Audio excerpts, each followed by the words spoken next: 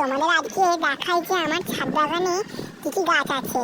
প্রথমেই আছে একটা পিঙ্ক কালারের গোলাপ, তারপরে একটা ছোট্ট গোলাপ আছে চারা করতে, এখনো ফুল হয়নি, রেড কালারের ফুলটা হয়।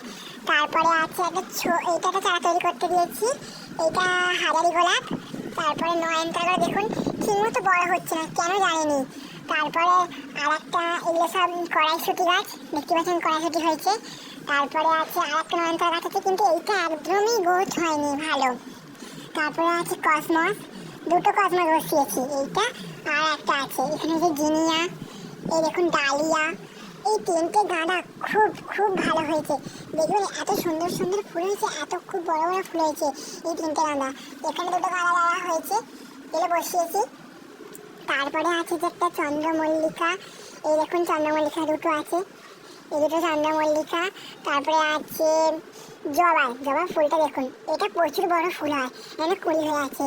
এইটা ঠিক মতো গ্রোথ হচ্ছে না, ফুলটা কেন গ্রোথ হচ্ছে জানি না, ফুলটা ফুটছে। তারপরে এটা খুব ভালো গ্রোথ হয়েছে, আর ফুলটা দেখুন অনেক দিনের ফুলটা ফুটে আছে, এখনো ছড়ে না। তারপরে স্ট্রবেরি আছে, স্ট্রবেরি দেখবেন ফুল কুড়ি এসেছে তিনটে। তারপরে আছে একটা 12 মাসি গাঁদা, 12 মাসি গাঁদা জানি না, 12 মাসি গাঁদা নিয়েছি, 25 টাকা নিয়েছে আমার থেকে।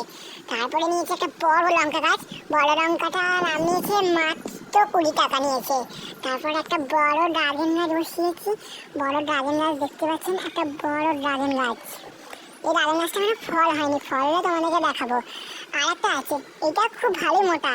তারপরে এখানে টাকচার করতে দিয়েছি, এই দেখুন এখানে উঠবে বলে।